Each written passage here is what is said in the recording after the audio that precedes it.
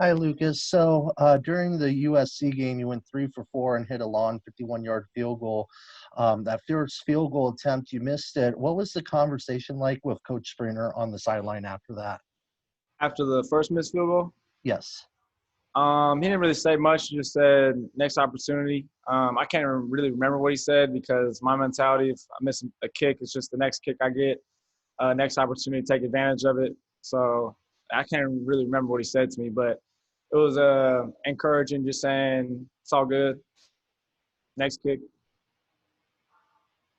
Next question, Michael Lev, Arizona Daily Star. Hey there, Lucas. How do you find that balance between kind of overthinking things and trusting your instincts in your training when you're out there trying to make a field goal? A lot of it is just having fun with it. Don't go out there and be like, man, I have to make this kick, but just, we take a bunch of reps during the week, have confidence in your form and technique, and just go out there and have fun, really. Like, when you overthink, you kind of probably lack confidence or doubt yourself, but you really just got to go out there and have fun, in my opinion. It had to have frustrated you to miss the first kick, though, after the long off season, and it's sort of like, this is my job, and then this happened. So how did you kind of process that? Obviously, I didn't want to miss a field goal, especially the first one. So I was disappointed, but I was just that more excited to get another opportunity so I can prove what I can do for this team and help the team out and do my job. Sure. So it's obvious to anyone who's ever watched you kick that you've got, NFL caliber leg strength. What have you been working on to try to get the consistency aspect to match the power that you have? Just staying consistent with my form. I know I have a big leg, and I've heard it ever since I started kicking. So just small drills. There's a lot of drills you can do, but it's just hitting the same ball every time. PAT, you kick the same as a 55-yarder, so every kick is the exact same. People say, commentators be like, that's a chip shot. I take every field goal the same way, same form and everything. So it's just staying consistent in any field goal I have, any drill work, any of that, just always the same form. Finishing through the ball, finishing downfield, not looking up too fast, stuff like that. Next question, Steve Rivera, Fox Sports 1450. Along those lines, with your leg strength, is it sometimes easier to hit the longer field goal than it is the shorter field goal? It seems to be that way sometimes. I like longer field goals for me just because, I don't know, you got to focus a little more. And I've just always liked opportunities. Obviously, every kicker likes hitting a longer field goal. But I wouldn't say it's more difficult or less difficult. Every field goal is the same to me, like I said, with the PAT and the 55-yarder. Any field goal on the field is the same kick. So that's how I, mindset-wise, take at it. And you kind of referred to this, but is the pressure any different, or is it all internal to hit the 30-yarder compared to the 51 or 55-yarder?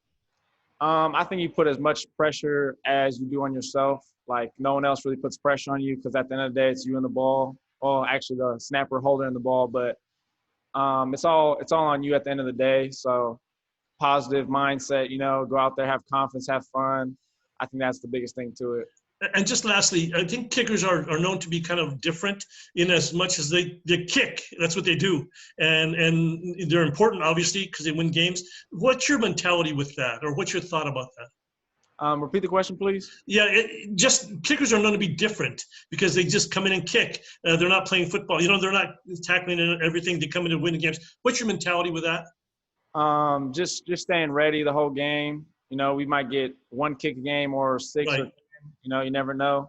So really just staying focused and locked in on the game and emotionally staying at a nice level, I was pretty excited to see us play in the first half because it's been a while, or the whole game. But emotionally, I was pretty intense, and I was like, I got to relax a little, save some of this energy for my kicks. I lost my voice in the first half cheering on the team. But really just staying ready for anything. Like in practice, I have the same mindset as a game. So if we have a scrimmage, I'm on the sideline, eyeing out whatever yard line we're on, adding up the yardage before I go out there, getting my mind right for the kick. It's really just staying locked into the game and just staying ready, really. Thanks. Next question, Justin Spears, Arizona Daily Star. What's your assessment of Tyler Loop's performance from Saturday, especially since it was his first game? I think he did great. I saw him coming in punting, and I was pretty surprised how well he was doing. I think he's gonna be a great punter here and kicker as well. Whenever he gets that chance, probably when I leave. But I have a lot of confidence in that kid, and I think he'll do great things here. And can you talk about or was that a point of emphasis during the off season, and what was that competition like leading up to the season? He's a pretty competitive guy, which I like because I'm a big believer in competitive brings the best out of people, obviously. And I know he wants to play and kick. He wants to do everything. So it was a good competition, and we help each other every day. And we'll point out if we have a bad kick or something, we'll fix each other. If we saw something in each other's kick, but he's definitely helped me a lot, competition-wise. And how much has punting, from your personal opinion, how much has that hurt you guys over the last couple of years or so? It definitely hurts, looking at the stats, but you just got to keep moving forward and working hard at it. I think this year is going to be a big change in that aspect. And I know all our punters are really serious and committed to flipping field position and understanding the importance of it. And we're just going to keep working hard at it. Thank you. Next question, Jason Barr, K-Gun. Jason, you're muted.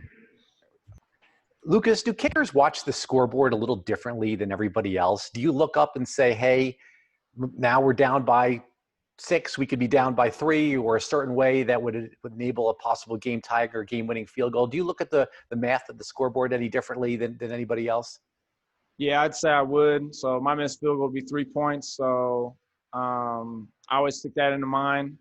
But situational-wise, that last drive, if it was, if I made my field goal, we'd be in field goal position to win the game. So that's how crucial my missed field goal is, and I take all responsibility for that. So, yeah, I'm always looking at the scoreboard, regardless of what the score is, though. I'm ready for a field goal. I don't know what the coach might want to call, but regardless, I'm always ready to kick a field goal. You're especially strong in touchbacks. Has there ever been a thought to maybe just not boot it out of the end zone to try to pin them a little bit deeper, or is it just the best strategy, just kick it as far as you can? What's the strategy on touchbacks? No, kickoffs, I'm sorry. Honestly, they kind of naturally just go deep. I don't really try to kick it my furthest, so to say. I just try to get good contact.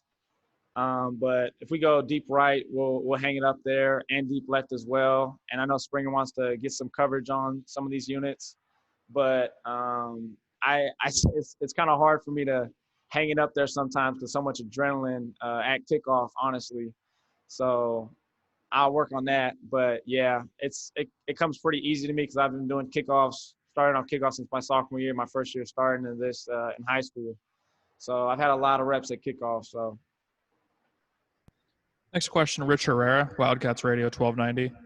Hi, Lucas. Couple questions for you. Might see some cold and wet weather up in Seattle. Can you talk about kicking in wet weather and with the wet football? I really haven't had too much experience with wet weather, but I think it just comes down to a mindset. Like, I know what it is. It's Seattle, Washington. It might be cold, might be raining, might be wet. It's just a mindset, You just got to make sure you got some good cleats for number one. That's important, with some good grip. And I'd say for us, training-wise this week, we'll splash some water on some balls and soak them because when the ball's pretty heavy, it's a little different to kick. So we'll be prepared for all that, though. A couple follow-up questions for you. We talked about, kickers are a little different. Is there a fraternity of kickers? Do you know kickers in the Pac-12? Do you have friends that you talk to? Is there a support group where you guys, kind of talk about the different position that you have? If I see him, I don't really talk to him over the phone too much about it because we kind of I don't know. I have all respect for all the kickers in the pack, like Blake Mazza, Peyton Henry. I grew up going to camps with them. Christian Zendejas. I know a lot of the kickers in the pack for sure. And I don't talk to them like that much, but we all know each other pretty well from camps growing up and stuff. One last question. Since we get a chance to talk to you and we're talking about special teams today, can you talk about some of the players on special teams that we don't talk enough about, that we should know more about, that that are exceptional and do the little things that might not make the radio or the newspaper? I think Seth McKellar, our long snapper and short snapper, has done a phenomenal job coming in last year as a freshman and starting however many games he did and coming in this year and playing. I think he's a tremendous snapper, and I have all confidence in the world in him. Holder as well. Might get looked down on sometimes, looked at as much. But Jacob's been doing a great job. We do 100 holds a day, and really any position that might not make a play but has a key block that, takes on a double team, like on kickoff, but we didn't have a return. So punt returners, I can't wait for them to get loose. USC's punted did a great job against us, so we didn't get returns really. But, really every guy makes a difference on the special team. So every guy has a big role in our return game or coverage game, whatever it is. So honestly, all of them deserve all the credit. So, and our line for field goal for sure, blocking their butts off. Great. Thank you so much. We have time for one more question for Lucas. We'll go back to Michael Lev.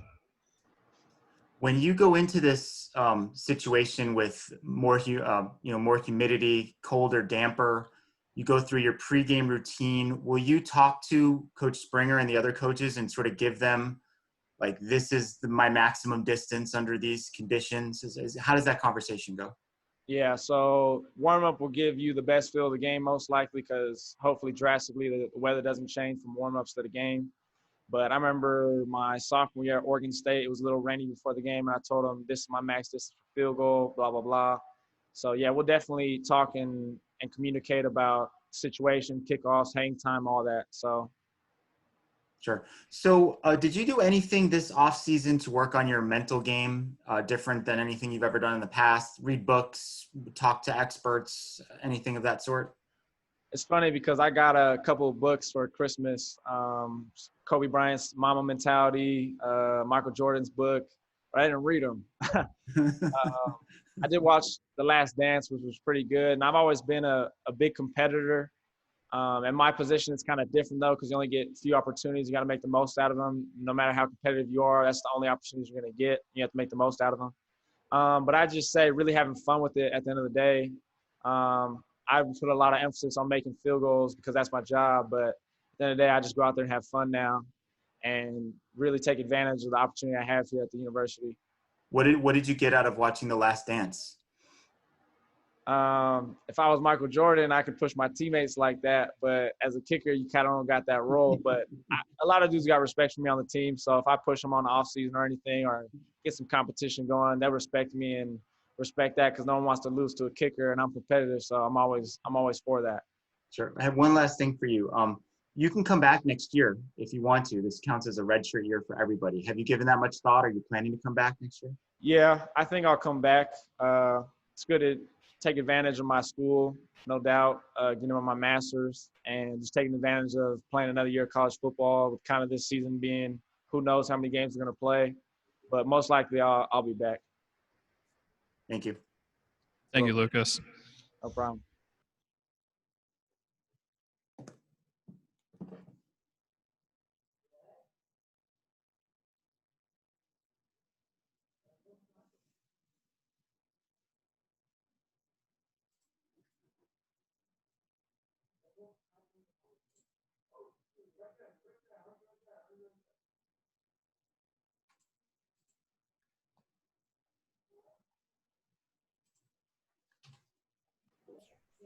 Sounds good.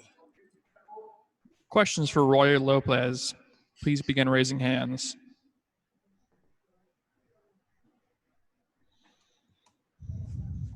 Michael Lev, Arizona Daily Star.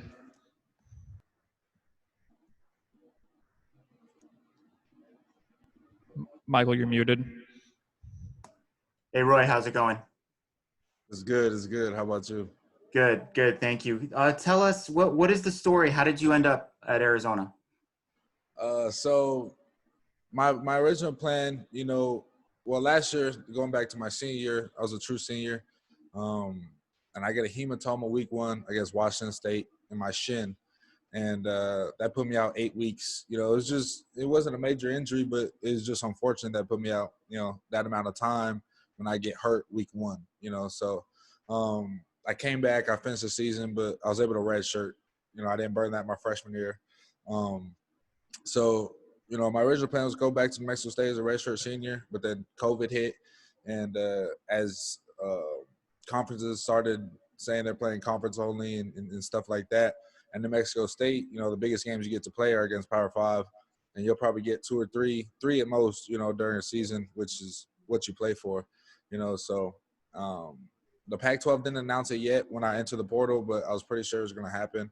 And then once I entered the portal, Coach Egan, the D-line coach here, he's from New Mexico. That's where he came from last year. And I guess he called the O-line coach over at New Mexico and was like, is this kid worth the shot? And you know, thankfully, you know, he vouched for me and put in a good word for me. So, you know, Coach Egan called my phone, Coach Rose called my phone, and, you know, we started talking. You know, I was happy to come back to Arizona. Sure. When did you put your name into the portal? I think it was July or June. Yeah. Okay. I was there for about a week. And did you get a lot of interest? Did you hear from a lot of schools? I did. I had a lot of Power 5 interest, and it was, you know, it was cool to see coming from, you know, high school and you know, I didn't really have much, you know, between New Mexico State and a couple Mountain West offers and, you know, FCS, you know, so it was nice to see all the hard work paying off but, you know, I knew when U of A called and it was, you know, a chance to come back and play in front of, you know, the home state. It jumped to the top of the boards for sure. Sure. So you spent some time here in Tucson, right? Because your dad was the coach at Sunnyside, and but you graduated from school in Gilbert. So you have ties to both Phoenix and Tucson. Were you a U of A guy growing up, an ASU guy? No, it was probably U of A because I came to a lot of games in high school at U of A, you know, and you know, hoping to get offered, you know, so it was just kind of a full circle of me getting offered in the portal. And, you know, I missed my dad by about a year and a half, 2 years when he was at Sunnyside. Now he's at Tolleson. So, you know, I'm sure if there was about 2 years earlier, it would have shut the city down, you know, for Southside Tucson or something like that. So. Was it frustrating to not get those offers from U of A or ASU or? It was a little bit frustrating. It was a little bit frustrating, but I was happy, you know, just to go Division I. That was my goal, you know, growing up, you know, and so, you know, it was still nice. And New Mexico State and Las Cruces, the city of Las Cruces was great to me, you know, and I'll forever love that city for what they did to me or for me. So, you know, I'm happy how it worked out, and I wouldn't trade nothing. Next question, Jacob Minuti, Daily Wildcat. What do you kind of make of Washington's run game? They had a lot of success last week against Oregon State. So how are you preparing for the run game, and how important is it, you know, as a nose tackle to shut down that run game? No, right. They like to pound the ball, you know, and so as a D-line, we kind of take that, you know, a little personal, which we should, you know, going into the game, you know, when they look at yards allowed per game, run yards per game, you know, it's a correlation between the D-line and the run game, you know, so you know, as a nose guard, you know, you just got to hold the fort down in the middle, and when the plays can be made, make the play, or if you can cut off the play, get up the field, force them to cut it back, you know, cut the flow of the offense and just cause any sort of disruption, you know, whether it's in the backfield, cutting off the play or you know, just seeing things, being a veteran, you know, seeing things before they happen. So. Next question, Justin Spears, Arizona Daily Star. And Roy, Saturday wasn't the first time you played at Arizona Stadium. You were in that Arizona Bowl game when New Mexico State won. What was the difference like between playing in the Arizona Bowl and then, you know, Saturday's game against USC? The big difference was the fans. You know, it was, you know, because we can't really have too many fans right now. So, you know, you could probably Google the Mexico State Arizona Bowl game, or you know, and see a picture of the fans, and we filled up the whole visitor side, and I was the most New Mexico State fans I've ever seen. You know, so and we won in overtime, and it was amazing. You know, it was one of the best football experiences I had, but you know, it was fun. You know, it was fun, and I was a sophomore at the time, but you know, I just felt like I was older. You know, this is a different scene now. You know, that was a one-game bowl game. You know, and this is home stadium. So. And was there ever thought of possibly transferring when Pac-12 said that it would wait until 2021 to play football? No. Once I made my decision to come here, I was done. So I didn't want to leave anymore. Once I decided this was home. Next question, Alec White, Arizona Daily Star.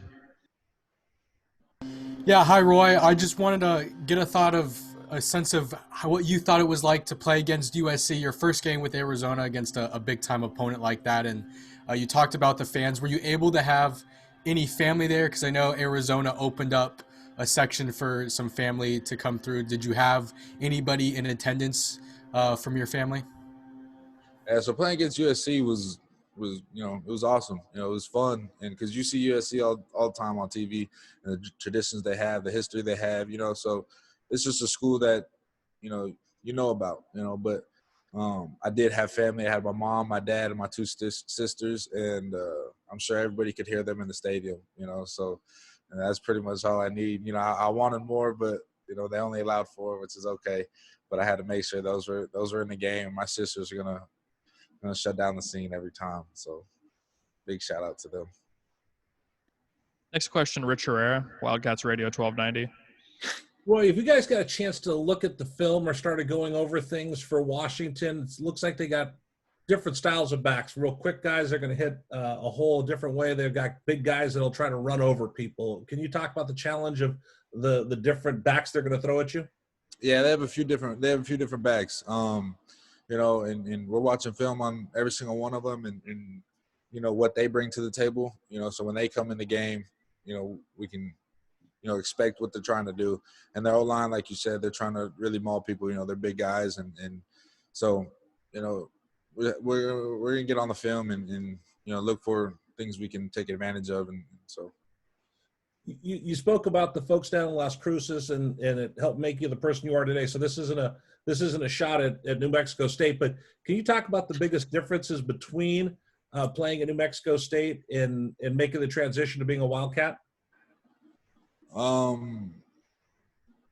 Probably the preparation, and just seeing, like you said, it's not a knock to New Mexico State, but just seeing the amount of guys that are locked in and ready to, compete on Saturday. There's a lot more of focus and a lot more just next level stuff. There's a lot more guys here that, feel that they can play at the next level. And that's what I wanted, so I want to be surrounded by people that, think they're good enough to play at the next level. And I feel like I did that. One last question. Did you and Aaron Blackwell know each other before you both came? You were in Las Cruces. He was up in Albuquerque. So actually me and Blackwell wrestled each other in high school. So he went to Liberty and I graduated from Mesquite. I started at Marcos, but we actually wrestled against each other. I know his story. He went to Weber State, then he went to Mesa Community College, then he went to UNM. And I knew about him at UNM from what his play, but we never really talked. We never really had a conversation or nothing. And when I got here, it was kind of, we smiled and laughed at each other. Like, it was crazy that we actually ended up here together. So. Great. Thank you so much. Next question, Jay Gonzalez, Fox Sports 1450. When you decided to come to Arizona, did you kind of look at the fact that the defense, there were some opportunities on defense, let's just say it nicely. The defense hadn't really been really good. And did you see, or was it more just about I wanted to go to Arizona? It was both. Yeah, it was both. I wanted to play at Arizona, and I also saw opportunity to play. So as a grad transfer, that's what you're looking for. You're looking for someone to come somewhere to come play right away, and not waste any time, So, but I also knew I had to compete for a spot, and Coach Egan made that very clear that I wasn't just going to come in the starter day one. I had to compete for the starting job, and I earned it. And, everyone around me, believes in me, and I believe in each other, believe in everyone surrounding me also. Thank you. Final questions for Roy. We'll go back to Michael Lev. So you wrestled Aaron Blackwell in high school. Who won? I did. I won. You did. Did you remind him of this often, or? No, we kind of talk about wrestling, but I don't think we ever brought up, our match specifically. But no, I won. Yeah, it was for third. Yep. No, go ahead. Sorry. It was for third and fourth place. It was one of the few times I took third, actually. So, but it was fun. So yeah. Gotcha. Okay. So you mentioned that things didn't quite sync up timing wise as far as playing for your dad. Can you kind of explain how that happened or didn't happen?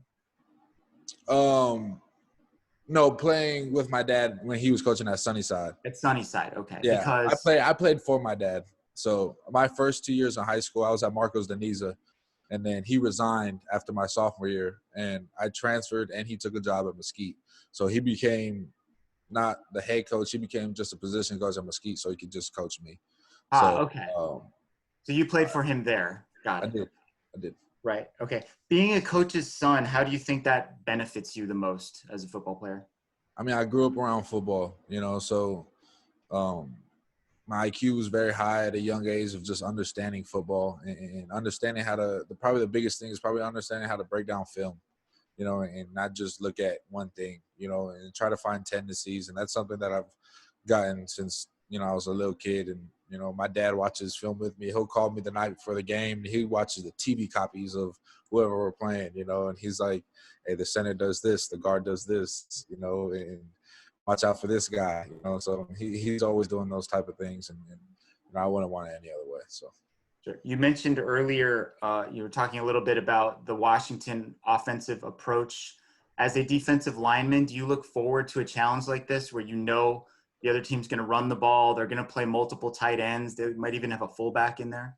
No, right, I do. Like I said, I take it personal as a D-line, which we should, So, if there's run problems on our defense, they're going to look right at the D-line, So where can we fix it, So, I do take it personal, and I look forward to it. It's going to be a fun game, and you, along with USC, Washington is one of those teams that about has tradition and history of being a good football team. So another opportunity. Sure. So you mentioned that you were able to use a redshirt year last year. This year also will count as a redshirt year because of the rules. Have you thought about whether you're going to come back and play again next year? I thought about it a little bit before the season started, but again, that'll be a decision I make at the end of the season. So we'll see. Thank you. All right, thank you, Roy. Thank you.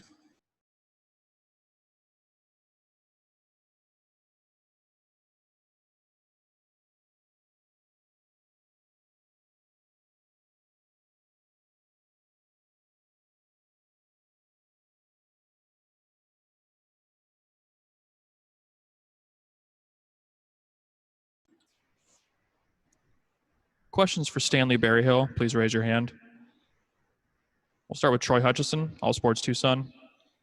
Hi, Stanley. So that final drive for the offense against USC, I think you touched the ball 4 or 5 times for 28 yards and a touchdown. Can you just talk about that connection between you and Grant Hill that led to that drive? Yeah, it was just I was getting into open space and he was finding me. I mean, I did have a position change mid-game when one of our players went out with a migraine.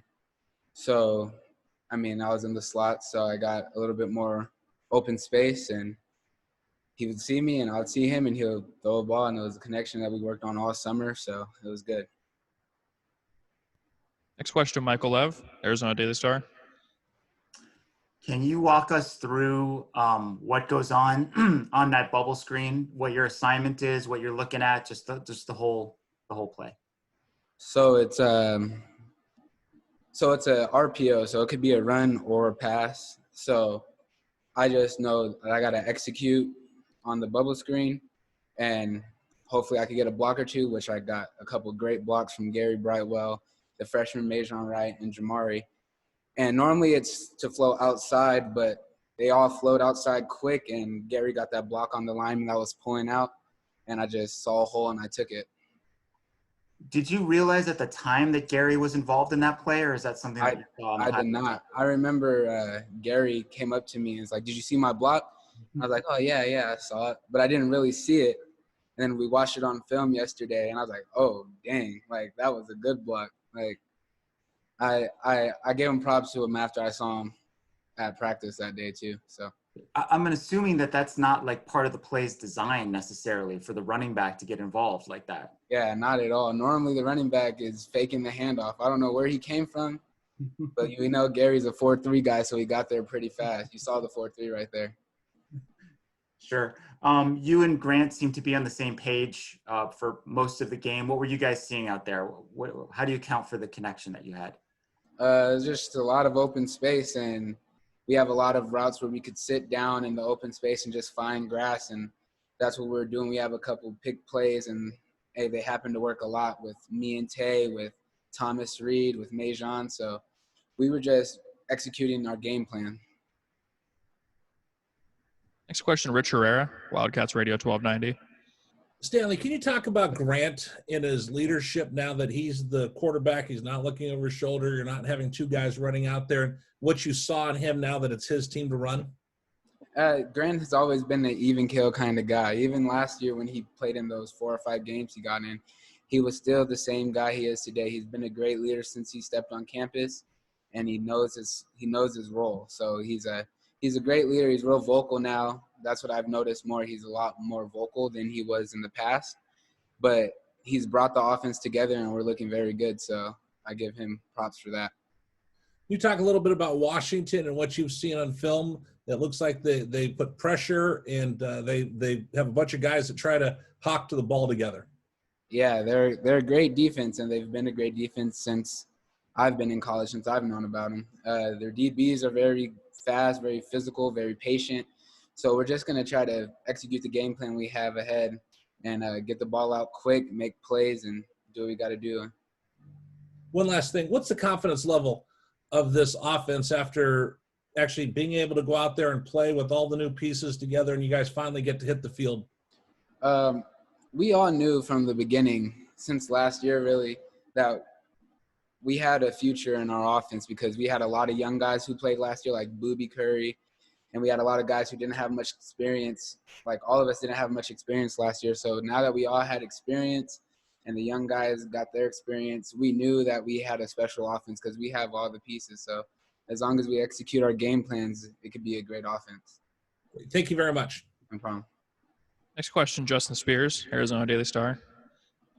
You were talking about all those guys in your, in that core. How do you think you guys all complement each other that gives you guys that much depth? Man, we have size, we have speed, we have quickness. I think we have it all at our receiver corner. We always talk about being the best receiving corner in the Pac-12, if not the Pac-12, trying to be the best receiving corner in the nation. And with BJ Castile, me and him are more similar guys. We're shorter, faster, quicker. Then we have Tay, who could just take the top off, as you guys saw on Saturday. We have Booby and Drew, who are huge receivers, just like Mejan. And I think we have all the levels. We have Thomas Reed, who is probably one of the smartest players on the team. He always knows where to be, and he's always there at the right time. So I feel like all that just complements each other. It's just a big cycle of us going through it. And Mejan Wright, he seems like he's definitely climbing up the depth chart and is getting some looks. What do you like about his game and what he's done? He could catch everything. His ball radius is ridiculous. His ball skills are great. I always tell him, because we're in the same position room, just keep your head down and keep working and just catch everything. So I always help him out. We all help out each other. It's not really our coaches coaching us. When we see someone doing something wrong or something they could improve on, the receivers tell them. So I think that's what's great about our receiving core is that the coaches coach, but also the players coach. And we all have the respect for each other that when we do have criticism for each other, they know how to take it. And it's not us like nagging each other. Everybody pays attention and they're all ready for it. Next question, Jay Gonzalez, Fox Sports 1450. So when you've got so many guys that are, skilled and, it looks like, equally good targets, how does each one of you build a relationship with your quarterback without being that guy that comes to the huddle and tells them, I'm open? So, how does each one of you sort of get his attention, but also understand that it has to all fit within the concept of the receiving core? I would just say that we all know, like, we're all good enough receivers to get open. So if Grant misses us once or twice, like, we don't stress it because we're going to see it on film the next day at practice. We're going to see it all the time. So he's going to be able to see us open, and he's going to be able to fix it. So does he do a good job of taking a look at that and and understanding, trying not to be, have a favored guy that everybody knows he's going to go to, and maybe always be just looking for who's open? Yeah, after practice, our film goes up as soon as the period's over. So after practice, I see Grant in his locker, and he calls each receiver over like, I did miss you on this one, but be ready because it's coming. Or I could have hit you on this, or if I would have threw it this way, then it would have been better. Grant is very into film, so I trust that he's going to find us when we're open. It's just that simple. Great, thank you. Next question will go back to Michael Lev. Stanley, what elements of your game did you work on the most during the offseason? I've been trying to get more physical. I'm a smaller receiver who plays on the outside, so I'm often playing against people that are bigger than me. So I've just been trying to work on being more physical, being quicker out of my breaks, and gaining a little bit of weight. That's it, though. How'd you go about doing that? Just lifting weights and hand combat. That's what I've been working on, just hand combat, knowing hand placement, knowing what situations I have to be more physical than use finesse, So I just been working on knowing situational football. Sure. I would say that most people would have rated the Oregon secondary as the best in the Pac-12, but then they had a bunch of guys opt out to prepare for the draft. Given that, would you say that Washington might have the best secondary that you're going to face? I mean, we're going to face great secondaries week in and week out. USC secondary was great. You hear they have a bunch of players that should be going to the NFL. I think Washington's always been known for DBU. So, yeah, they're going to have a good defense. And I think anybody we play against, because ASU has a great defense also. So Colorado has great DBs. Like, everyone we're playing against is going to be good. We don't have any of the games like the NAUs or the smaller schools on the schedule. So we're getting to the good players right away. Sure. So I know you guys have this 1-0 mentality, but when you look back at this losing streak that you're on that you undoubtedly want to break, it started against Washington. What do you remember about that game last year? I remember that we were up at half. We got a little complacent. They ended up coming back and beating us. I mean, we leave that in the past, though. Yeah, we have a losing streak going on right now, but with a 1-0 mentality, we're trying to win the day. So if we win every day, you don't know what's in store for the future. Sure. So you guys came so close against USC, and it seems like a lot of the fans were encouraged by what they saw. And the next step, I guess, is to make those plays at the end to win the game. What would it mean if you were able to pull off an upset at Washington on Saturday for the program? It's going to be huge for the program, but we know we can do it. So as long as we execute our plans, our defense played great on Saturday.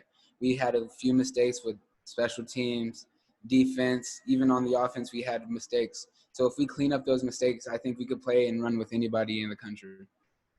Thank you. Next question, Alec White, Arizona Daily Star. Hey Stanley, I'm curious who's the fastest guy on the offense between you and Gary and Tavion. I know you guys got some speedsters. Have you figured out who's the fastest? It's for sure Tavion. I think it goes Tavion, Gary, then me, BJ, and Mike Wiley. We're all really close, but those are for sure top 5 right there. Tavion for sure has the crown, though. All right, and then on that last drive where you guys took the lead in the fourth quarter, what did you notice from Grant's demeanor? Because it seemed like he was just super focused and his throws were pinpoint on that drive. He was cool, calm, and collected. He executed the 2-minute drill that we practice a lot. We had a little bit more than 2 minutes, which kind of bit us in the butt at the end there, but we go through 2-minute drill a lot, and Grant is very even kill when we go through 2 minutes. So he knew what we had to do. We knew the situation, and we got it done, but there's just things that happened in the game that we couldn't take back. We have time for one more question. We'll go to Justin Spears. Does Grant getting out and running, did that surprise you at all? Not at all. We all know Grant could run. He's 6'6", so he might not look like he could run, but We seen it even a little bit last year. He'll break a couple tackles. He's a big dude. He could stay up and he could get out of the pocket.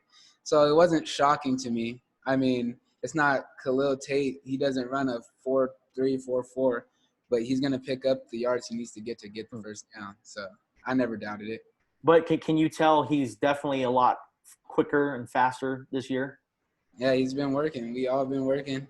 Grant's been working. You could tell. You could tell Grant's been working this offseason to get right for this season that we're in right now. And, you're a guy, who watches a lot of football. When you look at Grant Gunnell, who does he remind you of? I don't even know. Grant he's a one-of-a-kind type of dude. I've never played with a 6'6" quarterback, and I'm not too big on looking at quarterbacks. I normally pay attention to more receiver type players. Sure. But Grant he's smart. He could throw the ball. He can move around in the pocket, and he knows what's going on at all times. So I think he's just one of a kind compared to what I've played with in the past. And my last question is, you guys are going on the road. You were supposed to go on the road a couple weeks ago. As someone who hasn't played a road game during these circumstances, what are you expecting? COVID protocol. Hoping we all pass and hopefully we all come back negative. I know it's supposed to be raining there, so just prepare for the rain and the cold weather, really. I mean, there's not much you can do other than prepare the best you can. And what are you guys told to do when you're on the road? It's the same thing we do when we're here. We check into the hotel, we chill, we relax, and normally you're playing by yourself because you're away, so you don't really have your fans. So you got to keep the own energy as your team, but that's going to be every game since we don't have fans at any of our games, really. And are you guys allowed to leave your hotel room, or are you guys just kind of hunker down until the next day? No, we're basically just quarantined in our room the whole time. I mean, we have dinner, we have meetings, but other than that, we're in our room relaxing, going over the game plan with our roommates, just stuff like that. Nothing crazy. And you know who you're rooming with? Yeah, well, last week I roomed with Dante Smith, which is a linebacker. He's a walk-on, and he's been playing very well. So, I mean, I roomed with him, but I don't know who I'm going to room with this week. It should be the same, though. And what do you like to do to kind of pass the time? I just watch college football games. I use a little bit of TikTok here and there, just things to waste time because you get so anxious and get caught up in wanting to play that sometimes you just got to calm down and relax. So I just try to relax the best I can. Good luck on Saturday. Thank you. All right. Thank you, everybody. That's all we have for today.